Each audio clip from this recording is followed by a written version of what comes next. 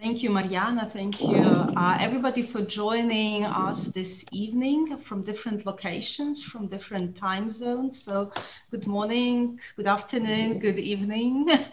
And I would like us to have a conversation and presentation, which is a mixed format of one of our key projects this year, and also something that we thought a lot during last 2 years, and something we also see as crucially important area for our institution in generally, educational platform at the Center for Urban History. So this particular part of the process and of the road, we were very happy to walk with the help of the Ukrainian Institute as this year very new launched grant program, Lysiak-Rudnytskyi Grant for supporting Ukrainian studies has been granted to the center and to other institutions.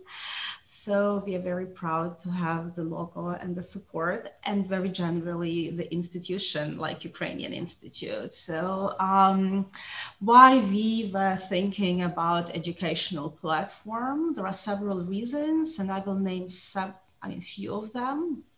Victoria will pass the screen. So this is a preview of educational platform, which if you would click, basically takes you to either university and school, and these are two audiences that we are thinking about. This is not only about formally university or formally school. However, we really we're working and want to work with universities and schools in Ukraine and internationally, which is mainly for university and for schools in Lviv. But largely we are thinking about two audiences, which is more teenage youth, and this is school, and more adult youth, but also lifelong university. And clearly this is the focus on history, on cities, and the region of Eastern Europe. So next slide, please. So we do have a lot of, over the years, we assembled quite a lot of materials within our projects. First of all, our urban media archive, but also our digital project, Lviv Interactive, and recently Kyiv Interactive. And they are in different pockets of our website and make sense there, but also parts of them, some of them make even more sense for education. And that was the challenge, to make them accessible, to make them visible and thus usable. From Ukraine into internationally, and also inside Ukraine. So while we have this presentation, I'm speaking English, we do see this platform as a place where people could come from different contexts. And this is not only for international audience, this is for participants from Ukraine and abroad, and making use of what we will be offering within specific contexts. So then, speaking about materials, peculiarity of our sources is that they do focus on cities, they do focus largely on the 20th century, and in our strategies, we were looking on like peripheral perspectives. And so our archival holdings are something that usually state archives would be rarely looking into. So we would like, with our sources, to diversify how we teach, with what we teach, and in a way expand this teaching and with these peripheral perspectives, as we call it. And this is also a part that we would like to make available materials from areas that are hardly accessible or available. For example, private holdings, local archives, and having many years of experience and work done by digitizing collections from individual homes to local archives, we believe that a selection of them would make sense in expanding our source base, not only in terms of research, but also in terms of teaching. And last but not least, we are expecting and hoping that this will be also a platform to share experiences, to comment, to build bridges, to share thoughts, as we are growingly are living in a more digital world, willingly or unwillingly. And it's also important to not only help each other, but also share what we face and how we work. Next slide, please. So a little bit of history. Here are the Center for Urban History, after all. So from teaching to sharing. So teaching was really in our activity from the very beginning for more than 10 years. So we were teaching, my colleagues, I personally at the universities, mainly in Ukraine. We're also very happy and honored to invite guest lecturers for courses in the center. And I hope that some of them are here with us today or will be with us in following presentations, but we also were organizing summer schools. So, but these were projects, schools, and they were offline. In 2019, we actually started thinking about online format and how to make that into one place on our website, but also in our structure of thinking. And we were happy to win and receive a support from Ukrainian Cultural Foundation for an educational project, City and the Past in Digital. And that was our first attempt to develop a platform, which was at that point a part of Lviv Interactive and in Ukrainian and on our previous website. In 2020, next slide, please. We basically, I call this as from Ukrainian to international, because we started thinking about audience and users beyond Ukraine and thinking in long-term development. Here, a short recap that we have 3 major areas of our institutional work and design. This is research, this is digital history and archiving, and public history. And education, teaching was around somewhere there.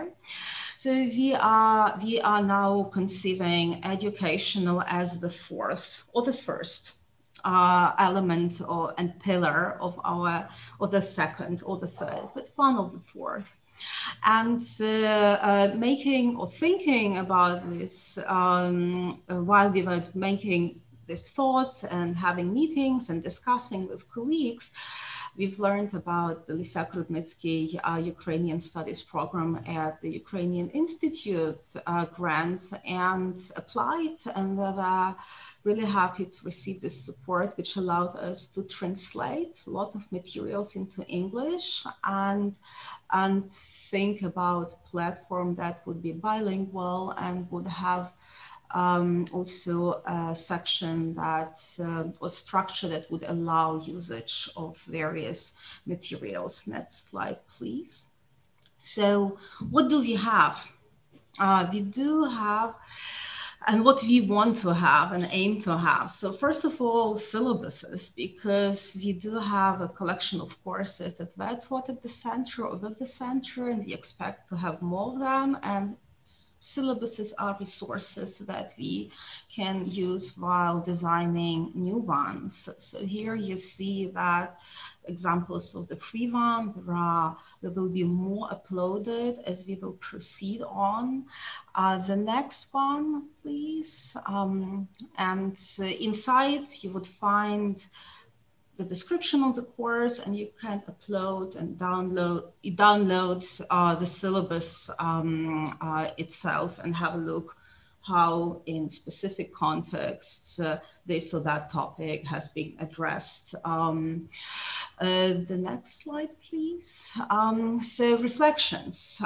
This is a place, a publication site, or the section of the site, where we would like to share two types of experiences. One is about teaching, using materials, developing a course, using some of the materials, advising colleagues, how specific materials were helpful or not so, could be improved or could be combined with something else. And also is a place where we would like to share some of the backstage, which is especially relevant when we think about how films were made and very much how digital projects work. So we're very much looking forward to making visible our kitchen from digital history project, because this is not only about making understand how does it work, but it also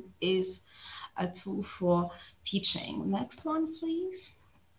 So here is like the publications already, the two of them.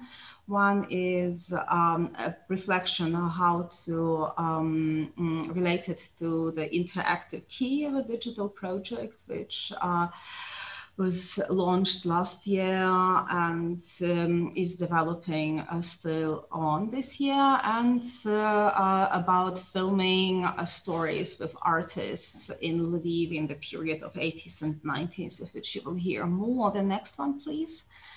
So materials, which probably will be the most numerous part of our site, but is still materials are part of materials were translated and will be uploaded to the platform. Currently, they are within their home project. So what they are and what do we have? We do have selected images and video. We have lots of maps. We have lots of interviews. And they will not go directly all to our educational platform, but we think about selecting some and making them with comments, making them available specifically for educational, from educational angle. And my colleagues, Alexander Makhanets and Natalia Trishchenko, will highlight some. We also do have digital multimedia stories, which are part of Lviv Interactive and make a lot of sense there as a part of urban and digital encyclopedia, but they also separately can be very helpful too for teaching not only history of Lviv.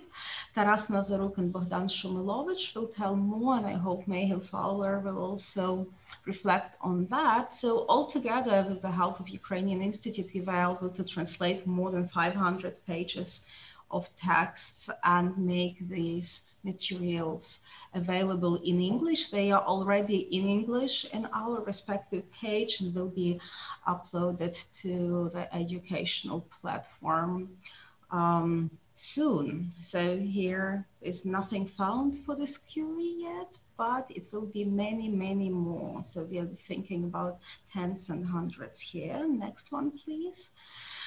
And courses, which is a very exciting thing, a very challenging one, as we are all in the distancing and quarantine. We learn how teaching in digital format can be challenging, and also pushing us into looking for new ways of doing this. So for 2021, we already plan to develop up to 4 courses, and 2 of them are in the making, which one of them is gender, focuses on spaces, gendered aspects of history of Ukraine in 19th and 20th centuries with the support of Biol Foundation, and another one, Urban Scraps, which is an attempt, it's a by transnational course shot with shootings taking place in Lviv and in Warsaw, and looking at the city of Lviv in the 20th century from the perspectives of media visuality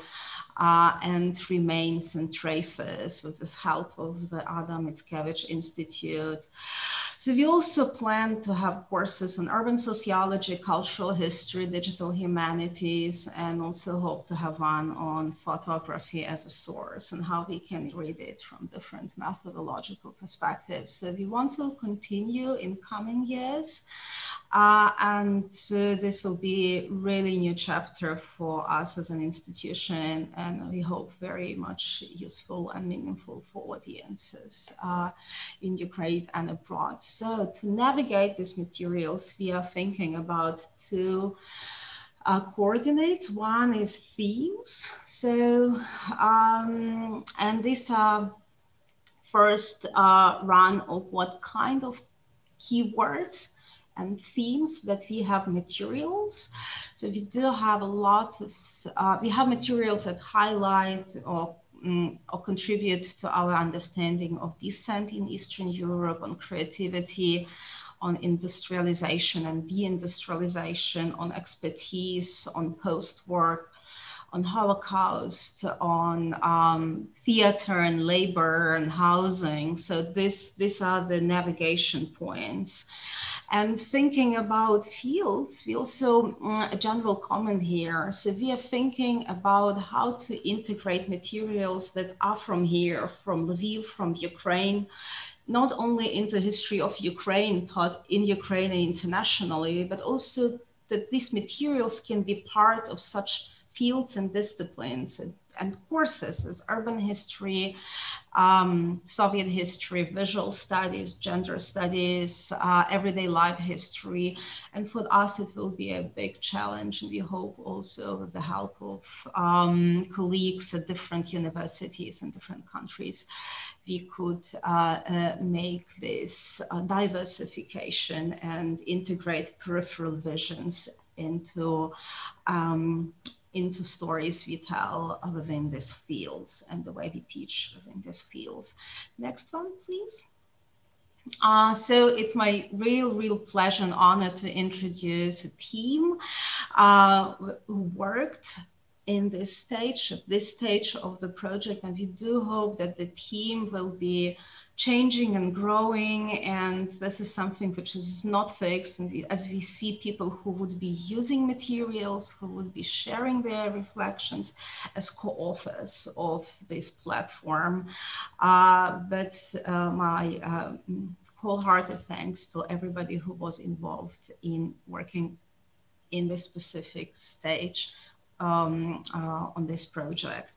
So next slide, please. And this is now the moment that I pass mic to Alexander Makhanets and to the part where we will give you some sense of the materials that we were able to translate into English and make available. Alexander Makhanets, head of our Urban Media Archive, please. Thank you, Sophia. Thank you, everyone. Hello for everyone. Good evening or good morning, depending where you are. So I'm representing the Urban Media Archive, and maybe I will share my screen to show you. I will show you our page. So Urban Media Archive is the digital archive that works mostly with audio, visual or audiovisual medias. And as Sophia told, we are working a lot with the private collections, but also with the institutional collections. We are digitizing it and trying to make it available for the researchers and for all the people who are interested in the urban history of the cities. At our webpage is our main platform to share these materials with the world, and our works are like divided to the two parts. The first part is internal activities, which by internal activities I mean like the work with the collections, digitalization, publishing it, and so on. And external collections is the activities, because we are like active archive, so we are not only publishing the materials, but we are trying to share it actively with the different people, such as researchers, but also with the community. And also this archive has the very huge potential as to use these materials in different educational projects, and to share it with the universities and teachers and also students. So we are like working a lot with the universities and students and teachers like individually, but this platform will allow us to make the and to share this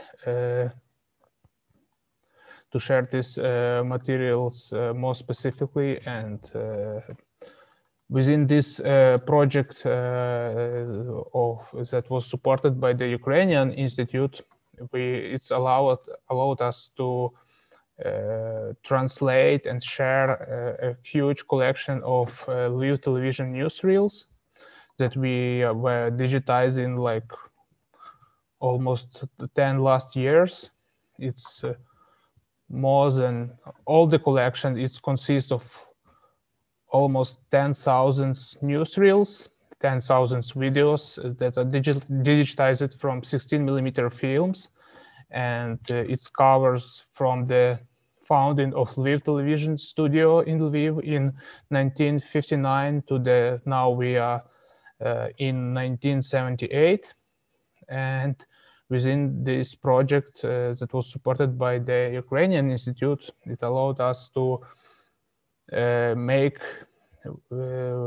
available and visible this collection for our English-speaking users, because it allows us to translate the titles of these newsreels of this archive. So it's, and also to create very simple but in the same moment very important tool to navigate the collections, the keywords to these videos and newsreels, because this archive is like not processed.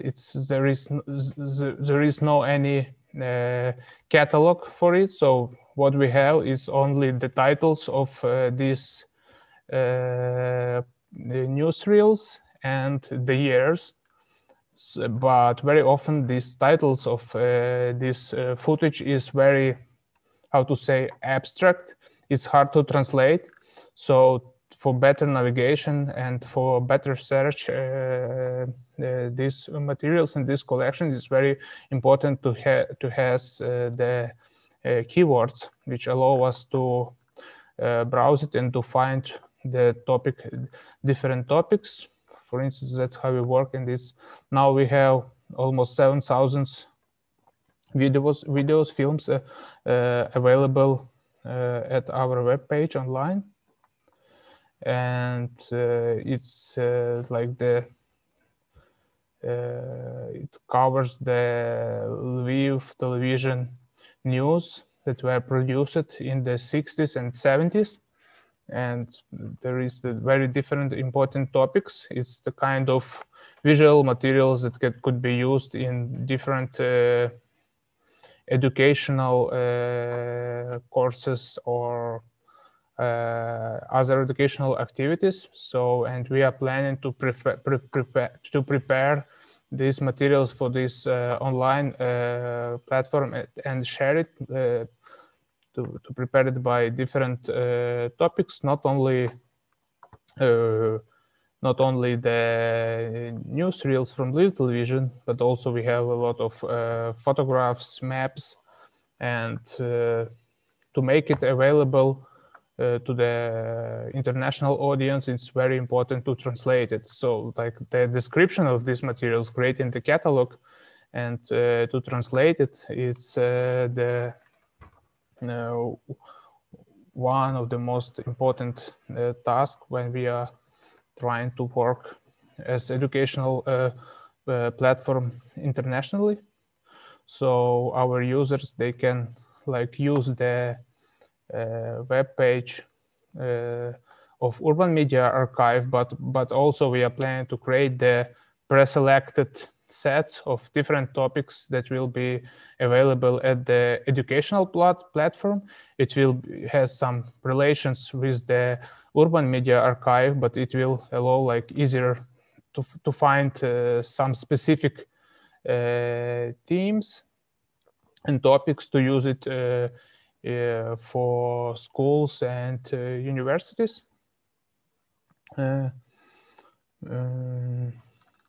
So for now we have like a lot of newsreels that covers the topics of industrialization, sports, culture, political activities in the city of Lviv and also Lviv region that is covered by this Lviv regional television archive. So like within this project, we, as I mentioned, we translated the titles of these 7,000 of videos and also created the keywords in Ukrainian and also in English to make it available for users. So thank you. Thank you, and thank you, Olis. And I would like to invite to follow with our oral history collections, Natalia Trishchenko. Natalia, can you? Yeah, greetings everyone.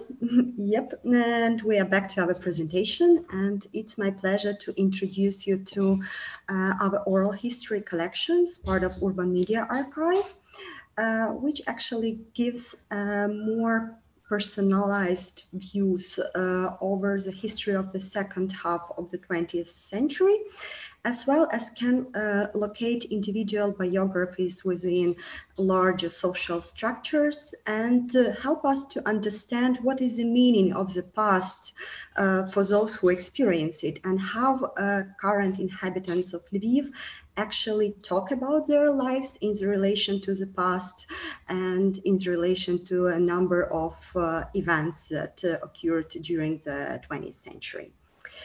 Basically, those collections cover all of the topics and themes mentioned by Sofia, so you can find here almost everything, from memory studies to studies of trauma, to professional biographies, to expertise,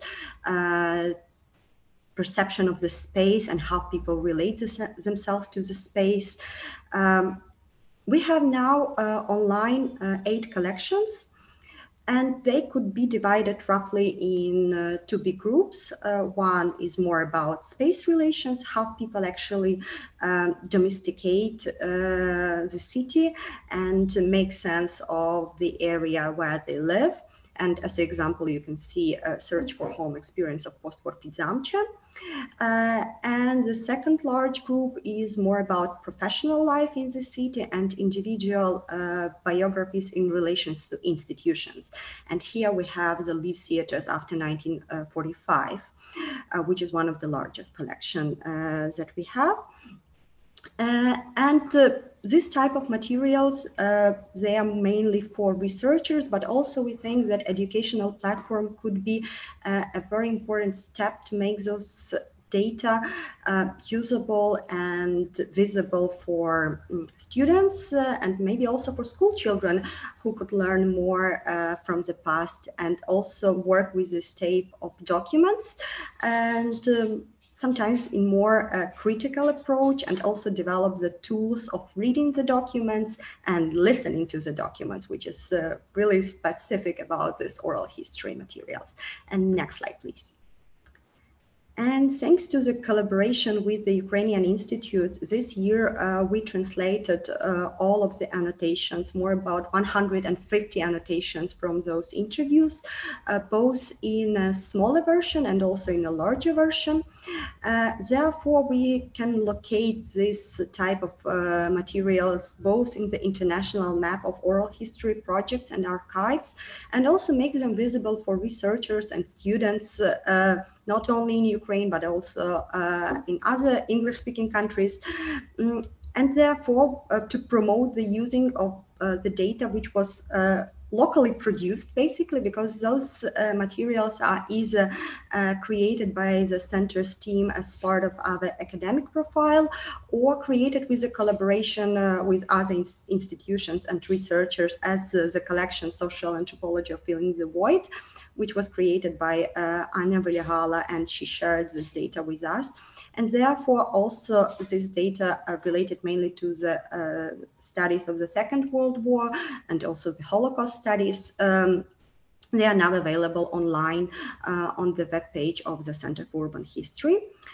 And next slide, please. And as those annotations are available without any registration, we want to give the voice to our narrators, and at the same time, we value their privacy, and therefore, in order to work with this data, the user has to be registered online within the system. The procedure is super easy, and still, you can read the annotation and decide for yourself, do you want to work with these materials? Are they relevant to your project? And if yes, just a very simple procedure where you need to give your email and a consent to proceed your data, and therefore you can read to the full transcripts of those interviews and also listen to the voices of the people. And I also hope that maybe those materials could be a good impulse for someone to learn Ukrainian language and to read those materials and to understand what people are talking about. And those interviews are very important tool, as I mentioned, for both research and education. And I really hope that Professor Fowler could tell more about using those oral history interviews while teaching. And the last slide from my part. I am really happy to announce that this year we made public the collection, which was created under very specific circumstances in 2013 and 2014. The voices of people who participated in the event, which was first called Euromaidan and later became known as the Revolution of Dignity. We recorded more than 120 interviews with people in Lviv, Kyiv, and Kharkiv.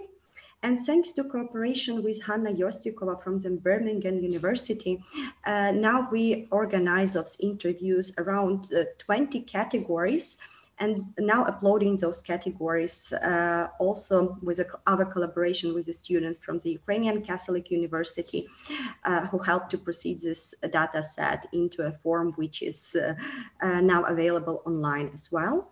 And we hope this categories, these quotes from the interviews collected in very different locations at very different point of time could become a very important source for both assessing what was Euromaidan and how it was perceived at different stages, also provide us the data exactly from here and now perspective, and could be used either in classes and courses related to Ukrainian studies, but also to social mobilization, also to the protest organization, etc., etc. So we are really looking forward to include these oral history materials to educational platform, and therefore make these resources available for students both in Ukraine and in other locations. Looking forward to it, and I'm happy to pass the mic to, I guess, Taras Nazaruk. Yep. Yes. Great. Hello, everyone. Name is Taras Nazaruk, and I'm really happy to see so many people in this conference, in this call, so that to talk more about materials that we trying to make accessible for the international audience. And I will be talking about Lviv Interactive project and the very specific part of it. I hope you can see my screen, and you can see the Lviv Interactive project. You probably Some of you already know about this, and Lviv Interactive, as we call it, is a digital encyclopedia about the history of the city. So places and spaces that we map, and through those places we try to tell the history of the city in 19th and 20th century. So places are really important for us in what we are doing with this project, but what is also important for us is telling a story. And I'm going to talk more in my presentation about this part of the project, which is called virtual walks, multimedia stories, digital storytelling. It has different names depending on the format or tool or genre that you use, but basically it's about telling a story using specific digital tools. And what we try to do in our project is also to put those stories into the context of space. So we want to make it really spatial related. We want to make the history taking the place, the very specific local places in the city, and thus making a different perspective on the story. It always makes a difference when you have those really attached, when you have the story really attached to the place. So we call it virtual walks as well, and it's on the website also presented as with this name. You can see some overview of the stories that we published already, and most of them are basically with the support of Ukrainian Institute were translated into English this year, because previously they were only in Ukrainian. So now we have more of them in English, and the more to come as well. The stories relate to various topics, and they cover different periods as well, different places in the city, different perspectives on the same place as well. So we have a history about the Habsburg period of this history of the city. So Habsburg city with emperor visits to the city, with general regional exhibitions of the region in the city taking place in the city. We also have some stories about, actually we have a number of stories about the history of Second World War, about the history of the Holocaust, history of survivors, also about memory, on the history of Second World War and the Holocaust in the city, or its absence, and how those places perceived in contemporary Lviv today. And so those stories relate to also those different parts of the city history. Also, we have stories about the artistic milieus, artistic communities in late Soviet period, on everyday life and everyday practices related to that as well. And as I said, maybe I will show some specific story just to give you a general impression of how it looks like. So this is the story about number of visits of the emperor of Habsburg Empire to Lviv, and through the perspective of those visits we can actually, well, it is important to say that those visits are very spatial, so there are routes literally documented step by step of each of the visits, so it's really a useful source to like to track it and to make a map and virtual route out of it. So we try to do that with maps, and day by day follow the emperor's visits in the city and how it was prepared and how it was perceived. So it tells a lot of the way city was presented to the emperor, but also the way emperor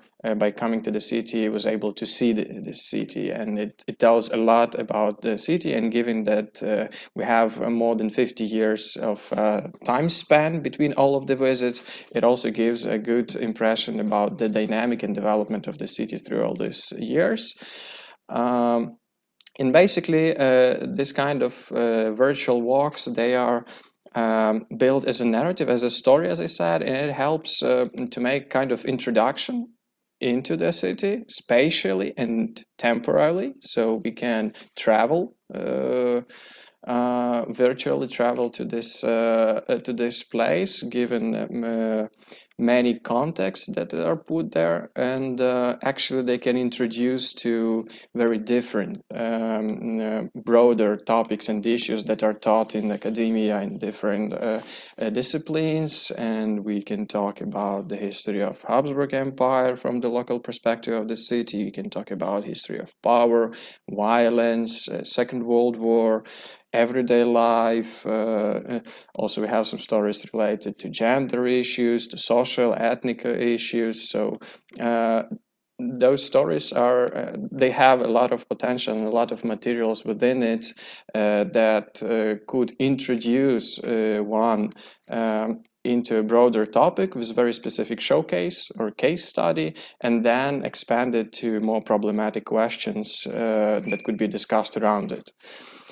But what we also see in this digital tool is quite useful, and something that has potential in our perspective is not only giving those stories as something that can be a source of information to learn from, but also as a tool to explore and to study, because we can see that those digital tools for building such story maps, they could be used by students also to present the materials that they learn, they study, and the way they build a narration about it, and then they can form it into a format of this kind of story maps.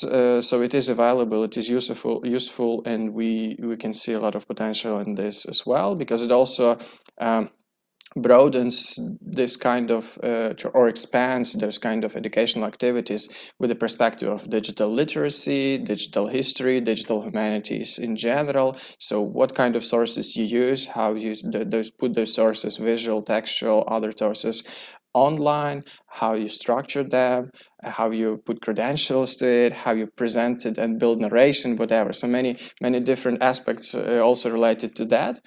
And it also, well, we can see it as another aspect of using this tool in educational activities. So I encourage you to make such a walks and to use it on Lviv Interactive and on educational platform in general. And we are also very much looking forward to your feedbacks on that. It's really important to know how it was useful, or in what way it was maybe problematic to use, and everything. So feedback for us is also very important in this situation. So yeah, thank you, and probably I will pass the mic to Bogdan at this moment, but I will keep my screen because on this screen I will show the part of the story that Bogdan wants to tell. Yes, hello. Nice to have such a big company of colleagues here. And yeah, my task is to tell you a story about one story which is within the Lviv Interactive, and it's called City and Art on the Edge. And I'll tell you some peculiarities of this project, and hopefully it will highlight how we cooperate with educational institutions. So we got a grant for this project, and we had an idea in the beginning to trace some specific artistic practices that would appear in the late Soviet Union, but we were not sure about these, possibilities to using these kind of frames like the conceptual art.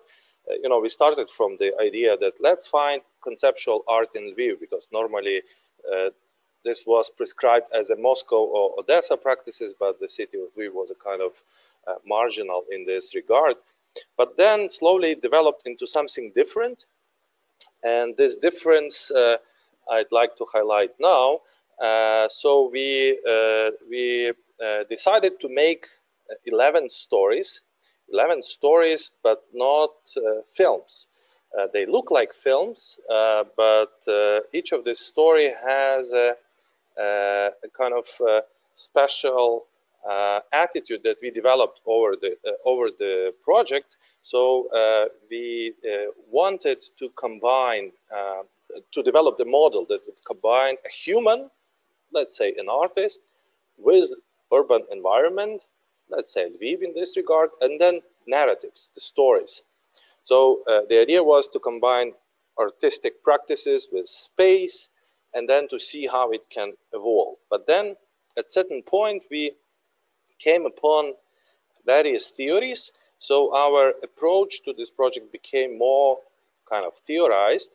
And yeah, let's keep this table and I will comment on it. So we started from the famous article produced by Daniel Buren and Thomas Repensek, The Function of the Studio. These were discussions in the 70s, mainly regarded various functions of special places, like the function of the exhibition, the function of the studio, the function of something, yes? And from this article, we evolved through various texts like Michel de Certeau, Michel Foucault, anthropologist Marc Augé, and actually we came up to Marc Augé with his non-places idea, and these non-places became important point for thinking. So we started from places, then we reached non-places, and then we finally reach flows. And as you probably know, places are spaces where some meanings are constructed, but then non-places, these are spaces where these meanings are presented. In Foucauldian language, we call them heterotopias, but some of them, they can function as like heterotopias of compensation and so on. And how this project combined the Center for Urban History and some educational initiatives. We presented this project for the students of Ukrainian Catholic University, where we teach from time to time. We have several courses, and this was presented, this project was presented to students of cultural studies, and several students actually got so much kind of affected, not only affected, but interested in this project that some of them even defended their bachelor's thesis using the findings, and not only the findings, but also the working materials of this project. So one student, Nastya Zasyetko, she wrote a bachelor thesis on the idea of the spatial practices of late Soviet Lviv artists and how they can be actually conceptualized from the historical and then also cultural studies point of view. And she came up with these heterotopias of compensation by Foucault, which she borrowed from the starting methodology of this project. So what I want to highlight that what started as an initiative to learn something that ended up as a project, bigger project, which combined different ways of storytelling. So it's a digital storytelling, but then also multimedia storytelling. We have various approaches in this project. This project ended up at the university in the hands of students who would write new stories on the basis of this project. And we envisage in the future much more such initiatives. Those students who worked with this idea of combining space, human being, and then storytelling, they already are actively working in the city, and a new generation is growing, and we hope that we will find new followers. I think I'm done, and I can share the screen with my colleagues. Hey, thank you, Bogdan, very much. And I think that so with these several presentations, we covered many, but not all the stories, not all the materials that were translated and which were made available.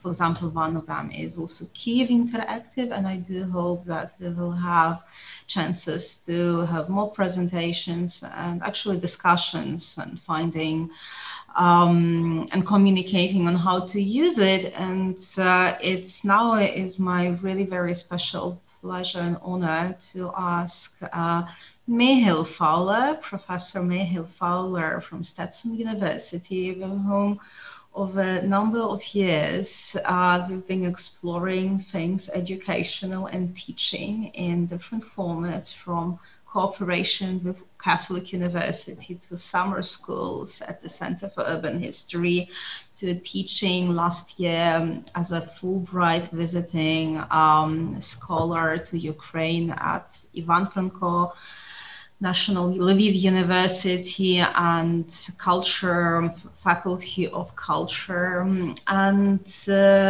formally discussing our ideas for educational platform at the center, and informally thinking how to use this or that source or this or that resource.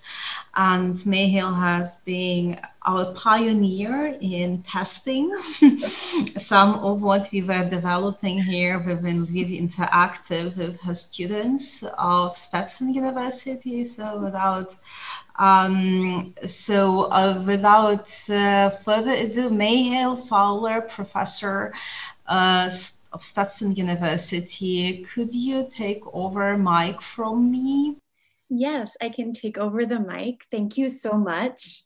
Thank you to everyone at the center who's been working on this project and on this platform. It's exciting, it's inspiring, and I'm so honored to be a part of it. Thank you to the translators who are translating this meeting, and all the work translating all these materials as well. So I wanted to pull out first two ideas that Sophia actually said in her initial remarks that I think make this a really important project and that I've thought about a lot. And the first is what I would call actually decolonizing the curriculum.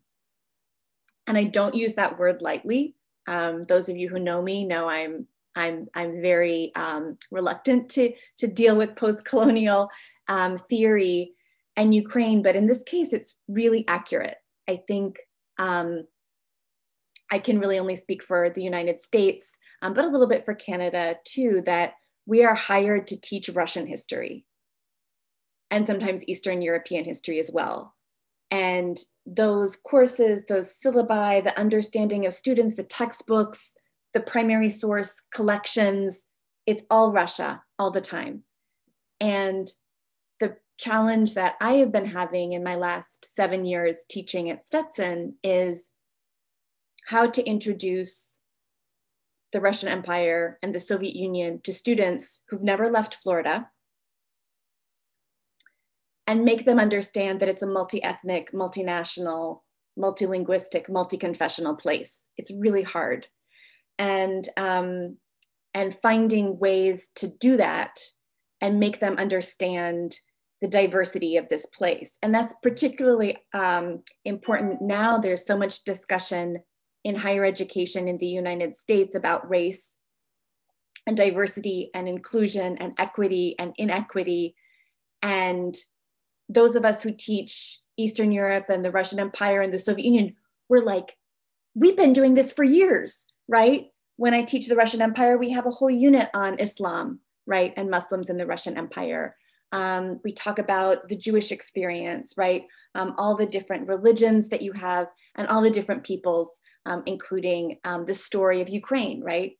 And so I think to have materials available that people can just put in syllabi, put on class websites is really invaluable and a service not only to us teaching where we teach, but also to Ukraine, right? I mean, that is cultural diplomacy, right? That is really sort of showing how Ukraine exists in the world and exists in larger structures and that it should be studied. So yes.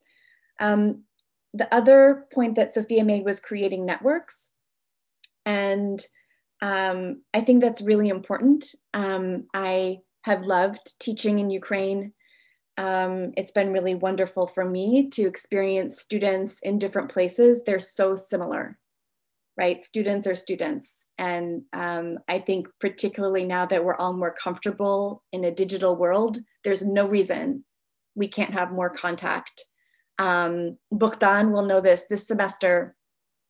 I taught an Introduction to the Region course and tried to connect my students with students from UKU. My students didn't understand time difference, so it was a little hard to connect. But they finally did, and what they learned, which was awesome, is that Ukraine is not Russia, which I've been saying all semester, but having someone who's your peer, who's your age, who's cool, telling you that means a lot more than a professor. And it was really interesting for them too to hear the questions that the Ukrainian students had about American students. They were all asking about Black Lives Matter. And it was so interesting for my students to realize that's not a global concern, that's an American concern. So it was really useful. So I think this platform will create more opportunities for network creation. So what I've done for 5 years, starting in planning in 2014 and teaching in 2015, I used LIA. And we had a special map for my class, which was called Crossroads of Empire. And it was a seminar on diversity. So Lviv is a perfect opportunity to teach diversity. And students followed the map. And each student took one object on the map: Zolota Rosa Synagogue, Park Ivana Franka, Bohomolce Schist, right, the building, and studied that object from different points of view. So the Mickiewicz statue from the point of view of a Pole, a Jew, a Ukrainian. And they worked on developing these stories over the course of the semester as we read different materials. What was hard about that was Eastern Europe is so abstract to them. And I thought the map would work really well, but it was hard because they had no idea where to begin. And the descriptions of the objects were so architecture focused, which is great for architecture students, but for sort of your average student, they don't know these names, they don't know these architectural styles. It didn't work. And so the last time I taught the course, there were some story maps, story walks in English, and I used them. So we did Women in Interwar Lviv, we did the Leon Wells, and we did the Christina Higer family, I think Underworld, and they worked great. The text is accessible.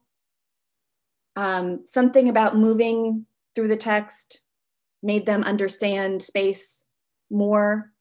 The images were really powerful, particularly for the Leon Wells story. Students had never thought about the Holocaust in that way. So I think in the next version of this class, which I'm teaching starting in January, I'm going to use more of the story walks and really focus on using those as ways to kind of hook students into the questions that the city of Lviv can raise about diversity and different people living together.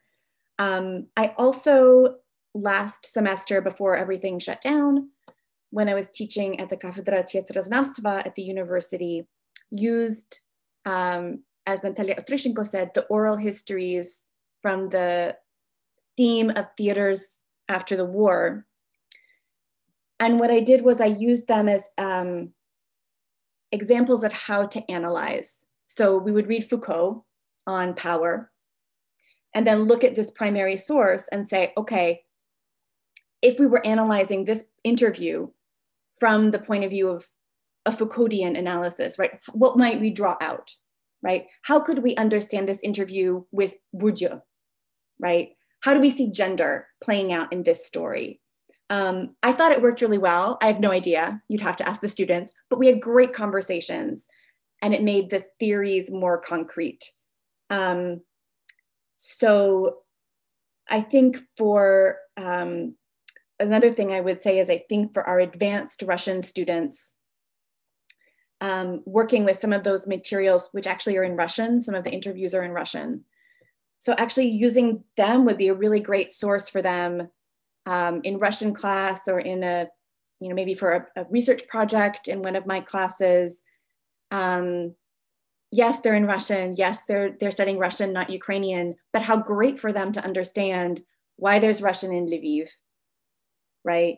That Russia's not just Moscow, that Russian is spoken in different places. Why is it spoken in different places? That's a really great teaching moment and learning moment for them. So I'm trying to figure out ways to actually incorporate even these untranslated interviews into my classes. And I think that's all I really wanted to say, except that I'm really excited about all these materials, and I'm hoping to share some reflections. And Sophia and I have been talking for like 7 years about how to connect my students to your students and how to make these bridges happen. And I think kind of having some kind of platform will make that more possible. I mean, I think that Ukraine so often falls out of the story in the part of the world in which I teach. That's not true in Europe, but it is true, I think, in North America. And to be able to bring that back in, right, through some of these materials is really great. And also using these materials, you know, these are great primary source bases for research papers, for students, like Bogdan was saying, to write your senior thesis, right? So to write a senior thesis on late Soviet art and use examples from Lviv, right? As opposed to Moscow conceptualism. So I think there's a lot of potential here. And I'm really looking forward to continuing to be a part of this team and this project. And if you have any questions, like, feel free to ask. I can talk about this forever, but I'll shut up for now. Thank you, Mayhill. Thank you. It has been really,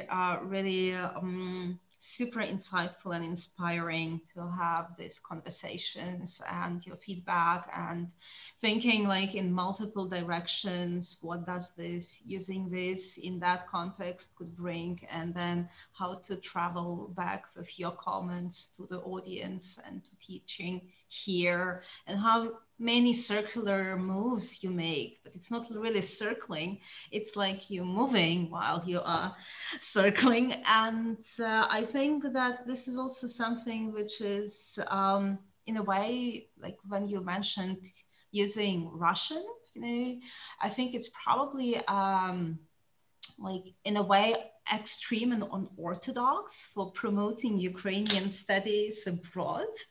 But I think it also highlights something, which is that it is really very important to have history of Ukraine taught internationally, but we also understand the limit of it in a sense that probably many universities can't afford to have a specialized course. And probably there will be more courses on history of Ukraine, but we definitely know that we won't reach the same as history of Soviet Union or history of Eastern Europe or European history, clearly, so which are available on undergraduate level as almost mandatory. Yeah? So, but for actually our shot in the longer run was also how to not only bring some of the materials into these larger frames. Like, for example, as we've seen, Alexander showed us TV making. TV making in Lviv is actually can be put into the context with TV making or TV watching in the United Kingdom or in France or what, you know, or, I mean, it's part of like kind of being a part of multiple conversations. It also it has a lot of meaning also in return, so that to understand and see that the story of Lviv TV making is not only a local history of Lviv, which it is, but it's also a history of late Soviet Union, late socialism, and global consumption. Just 70s and 60s. So you see, it's like kind of, you know, not only of being a part of something over there, but also see ourselves a part of something, of many things over here, and communicating what is over there and over here. Therefore, for us, it's really equally important to have this and think about this platform as a bilingual and as something which functions in Ukrainian and in English, because it's also about multiple usages, because we might find similar materials used with different teaching cultures, and that's okay, because we do not strive to have one teaching culture all over the world.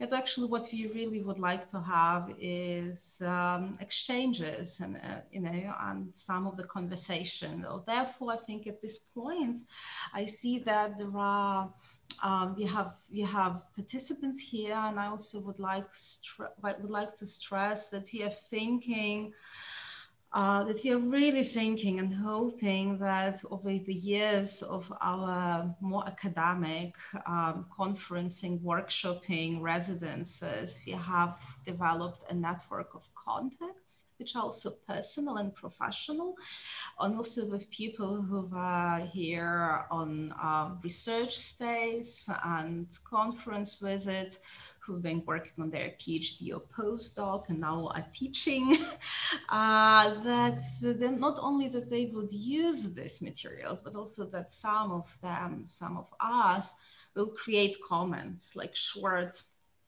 actually what Mayhill did, like short reflections, saying like, this is something that makes total sense for talking about diversity, or this is actually something that could be used for asking question about, I don't know, consumption here, communication there, or this worked with this actually worked good with this reading, or that worked super well with undermining Foucault or Bourdieu, or vice versa, highlighting how we can crack Dessertaux or other theoretical, so a grounding theory. That's actually something that we would really hope, and having conversation about grounding theory, and so that theory is also so that we have this transnational, transcontextual messages, which should not be really long. We are not aiming at long pedagogical work or articles. We are not a publishing house. We are not a journal, but rather like comments on the margin. And it would be really amazing if we could gradually have even different, and maybe even a bit in tension, comment from different teacher, professorial, or even maybe student experiences. So I would like to ask you if you would could share some of the experiences that you have with teaching. It's still early to tell, as the database will be in filling in and filling up.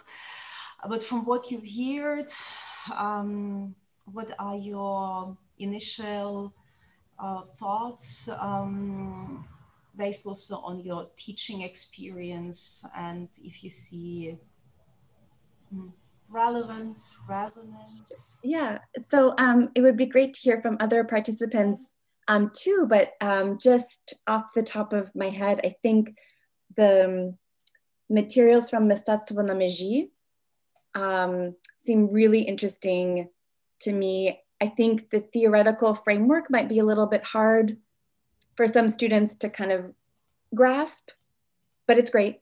But those materials on those artists, I think, is really important, because sort of most of the teaching material one finds on the late Soviet period really is not about Lviv. And so to include that, I think, is really great, right? Why not?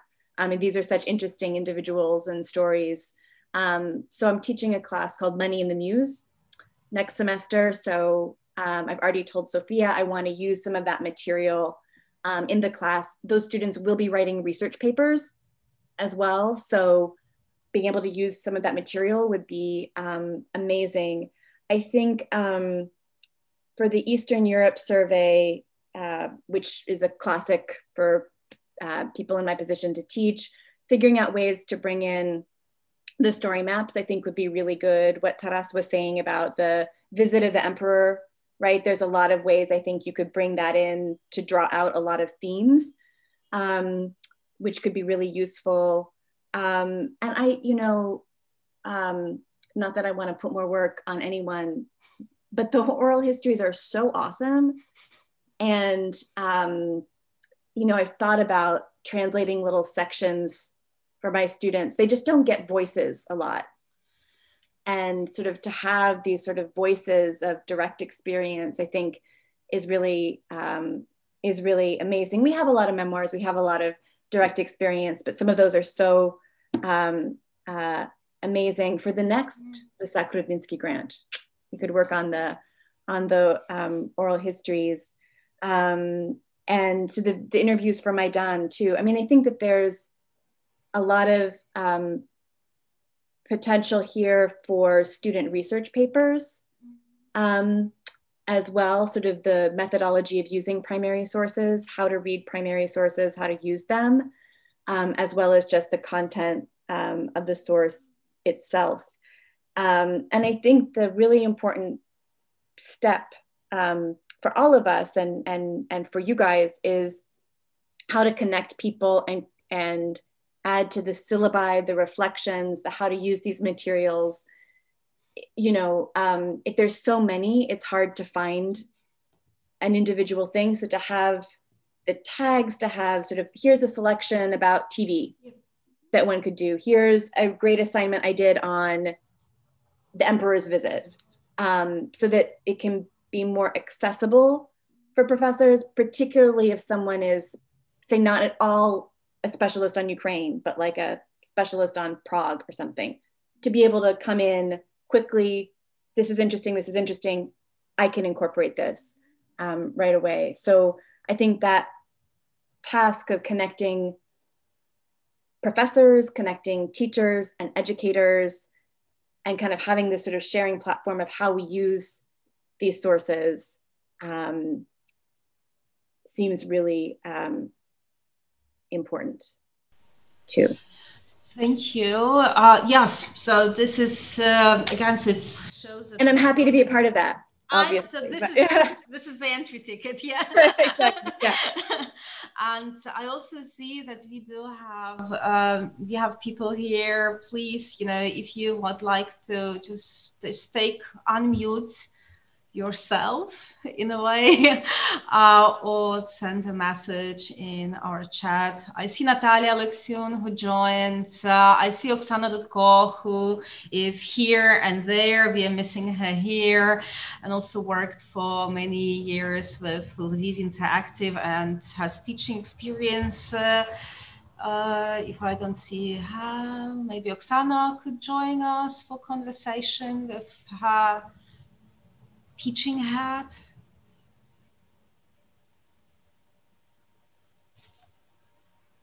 Oh, Oksana. Oksana is thinking. Oh yeah, Oksana. I'm just, hi everyone. You're finding your, Привіт, hi. Привіт усім. I think that it's just absolutely wonderful, and I'm really impressed that you did so much work, and I'm really happy that it's in English, because I do agree with Michael, who mentioned that it's very Russian-centric, and it's really hard to find materials on anything else beyond Russia. So I was joking that I'm turning into Ukrainian nationalist here in Canada because of this kind of Russian-centric approach in teaching. And I'm kidding. I'm really so glad that you have these materials, and I believe that I also have it because I can use them.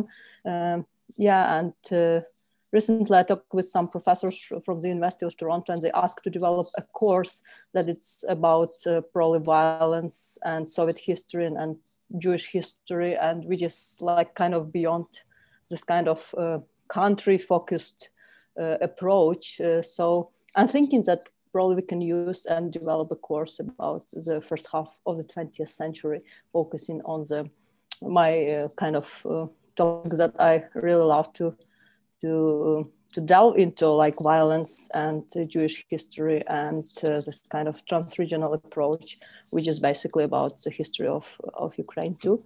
So I'm really excited, and right after the meeting, I'm gonna like to learn what you added to, because I see there are so many new documents and the materials, and I'm really impressed. So, and I think that we can continue this in conversation. probably after the meeting and discuss what we can use and what kind of new courses we can develop that will be about the history of the region and the history of Ukraine. Yeah. Thank you. Yeah, it's really exciting. Excellent. Nice to see you. I don't know, I see who else, because it's a part, Natalia Alexun. You know, we've been missing you here also for quite some time. It's been the longest I've been away from Lviv, I think, in centuries. So it's wonderful to see so many faces. So I'm late and I apologize. I'm not even, I can't even have an excuse of speaking from Florida. I'm actually speaking from Germany and I managed to get confused. So kudos, Michael, to your students. But you know, I'm just clicking frantically because I can side with everything that Michael is saying. Although I teach in New York, and you know, you might imagine that multi and complexity is built into the fabric of the city, but it's not. At least for many of my students, it's a very one-dimensional experience, and so I'm already excited, especially about oral histories. And next semester I teach a methods class. So really, anything on the list is like my menu of choice. Yes, and again, I mean, I don't know, Michael, what your experience is, but in my 20 years of teaching, I have a sense that students have less and less interest in textual, like traditional texts as a way of encountering anything, culture, politics, identity, daily life, whatever, but things like material culture, things like maps that I put into life and individual life stories. This is what grabs them and really conveys what I want them to get a sense of. So I don't care that this is not the way I was taught 50 years ago, slightly less, but it works. So I'm so happy and I'm so grateful for this. And please be all well. Yeah, thank you, Natalia. And you know, we do hope that with you we will also walk part of this journey, because it's also how one can use these materials in your classes, which you teach, or in the disciplines that you are.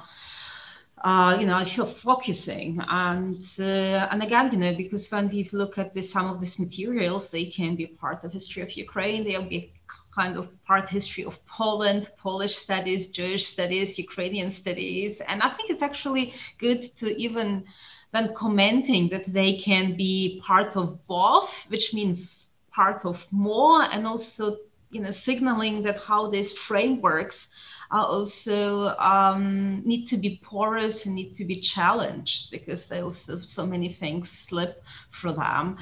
And also see Alexei and Anya Chebotaryovy, and you know, I could not directly mention in my intro, but at the beginning of the road with StoryMaps, it was Anya and Alexei's work within our summer schools and the Jewish history, where also Natalia was teaching, that we started developing within LIA and then placing story maps, multimedia stories, and you have also your teaching experience in Switzerland. So if you and your knowledge of what we have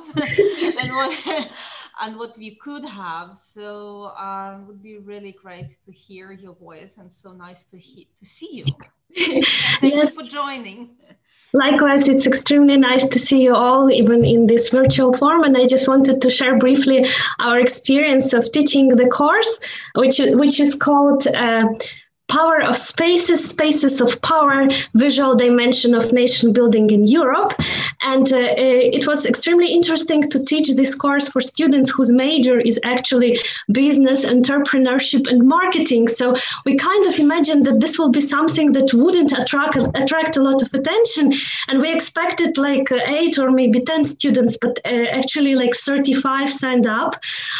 So it appeared to be extremely interesting. And what we've offered was a comparative framework on different cities with the focus on nation building, also on Soviet period, on imperial period in the history of the cities. And while we started from a more obvious examples like London or St. Petersburg, we also, of course, included smaller cities like Ljubljana or Salonika. And one of our case studies was, of course, Lviv.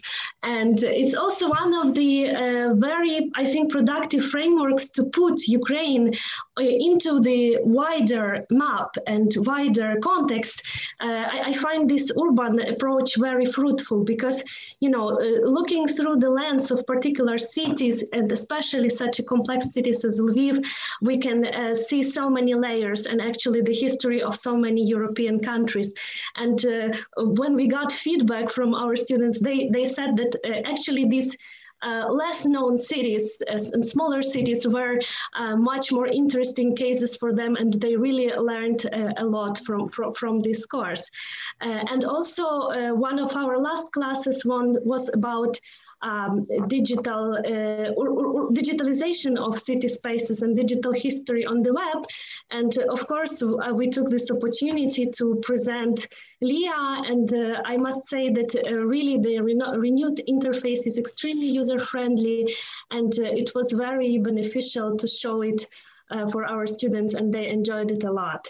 And also, of course, for the students who prepared the presentation on Lviv, they used the materials of Urban Media Archive very much. Just, you know, like a side note comment, it was really helpful that we knew the platform really well, and we were like the guides for the students, and we could help them navigate. I think like if they were to do that themselves, they would probably not be so successful with uncovering all the possibilities and all the layers that exist on the extremely rich website that the center has. So I think that one of the approaches would be definitely to have online seminars on how to use this educational platform. And this way the teachers could really be those guides in the endless world of digital resources, and particularly on the platform that the center offers. But yes, thank you so much. Like even before this educational platform, it has been so useful and so interesting, and it helped our actually one of our first teaching experiences a lot, and it was an exciting journey. Thank you, Anya. Thank you, Alexei. Alexei, would you join in? No, I'm from just shared screen? I just agreed, yeah, and yeah, it actually is, so it's not only with students, but generally when you recommend to the colleagues or to some people who are interested in Ukraine, the first impression when they open, for example, Urban Media Archive, they are scared. They are scared of thousands of images of, or they are opening LIA and this first screen. They are scared in a good sense, but if people are not really motivated, I'm not sure if they will manage to go through it. So I think it's a good idea to have some, I don't know, for teachers or for, yeah, first of all, maybe some workshops how to work it, and maybe some version for users who are not so advanced. Yeah, but if people are really motivated and they are ready to go through, they really like it and find it very beneficial. Also, for I showed it to students, I think, yeah, and to many colleagues, the project that not always is listed among the first, this Ulici Lvova, streets of Lviv. Yeah, I think it's one of the, especially when you have different layers of maps, I think it's a good way where other projects could also go with these multi-layers. Of course, Interactive Lviv already has a lot of these elements, but this multi-layering is very useful and very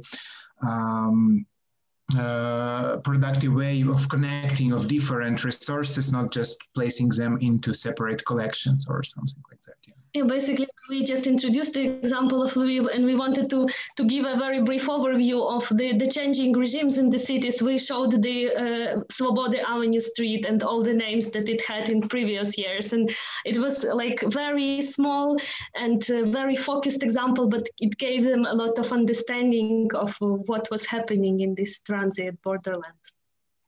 Thank you. Thank you, and thank you for bringing in Streets of Lviv project, which has been done for some time ago, and within this this year we focused on other projects which are not available and were not available in English. But actually, I think that it's similarly as what Alexei told about, that we think about this educational platform not as another place where to put everything, but actually as a place where to put selection. And it's actually not only about how skillful we are in digital, but it's actually what are our priorities, what we need it for. We probably there are and expanding so that you might really dive in and have a reason and time and capacity to dive into Lviv and swim there, but it's also something where you might not, to introduce this area or this story, you don't have to go into the depths and the scope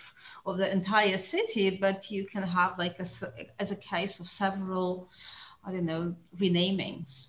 And it's about like half-baked product. So in a way that it is a prepared one. And I think it's a big task for all of us ahead at the center, but also we do hope that this is something that we really can cooperate, and a format of workshops or seminars, as you suggested, is one of them, but also of individual, communication where you can prepare these selections precisely, here something on TV, here is something on renaming, because this is a topics which are, which you can discuss within classes and conversation, not only about Europe.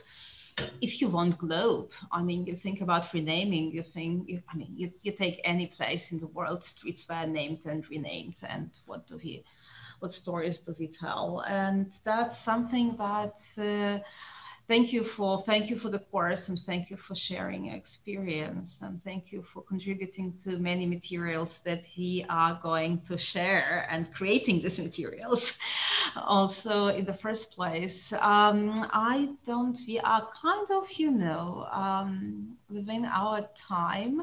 We just got a question from Martin Roder in chat, who said that he decided to include the StoryMaps of Galician exhibition of 1894 and some of the Kaiser coming, Empress visit, next week. So he will know, that's actually what we really, really hope and expect, that to hear feedback of how it worked, did it work?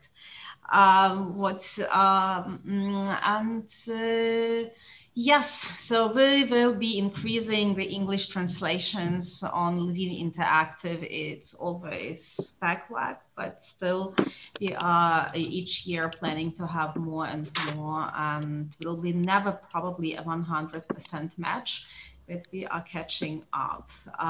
But for educational platform, because the selection is smaller, there are chances to have it simultaneous and bilingual.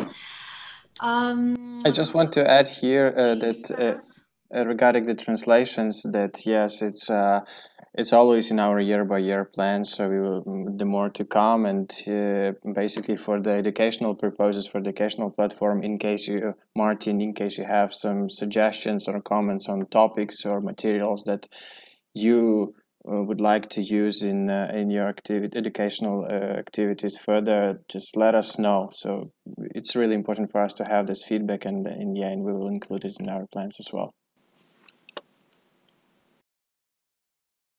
Thank you, Taras. It's also something that probably, as I said, several times it's about communication and several direction street. It's that we do have some ideas of what might be relevant and making our priorities by putting things there, but it's also something where we do expect also like requests, like saying people that's, but again, it will be a lot of communication, but saying that yeah, I'm teaching this class and if you have something, so probably won't be that often, but still we are really ready to respond and to prioritize upon request. So that's, look, if nobody's jumping in, I think that this is time to move to dinner, lunch, or brunch, depending on where you are. And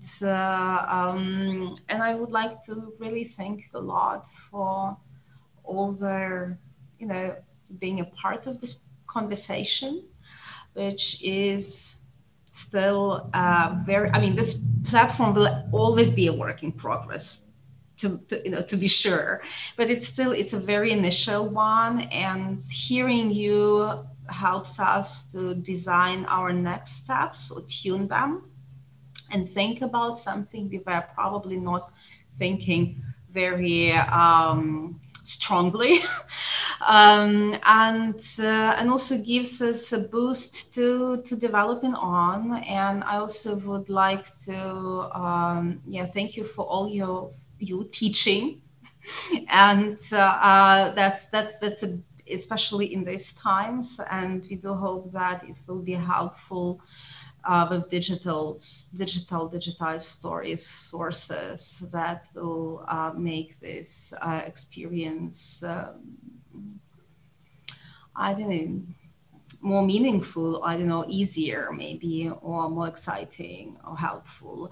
I also would like again to thank the Ukrainian Institute, and actually generally to say that over this 2-3 last years, we really, it's wonderful to see how we get support from new Ukrainian institutions, because the first edition of educational platform was done with the help of the Ukrainian Cultural Foundation in Ukrainian, and the Ukrainian Institute is helping with making possible this translation this year. And I think it's a really inspiring new development, which makes world a more balanced and diverse place with multiple flows, intellectual, financial, and most of all personal. So thank you very much for all your presence, attention, work. And this is not bye-bye. We will be back to you and asking for your feedback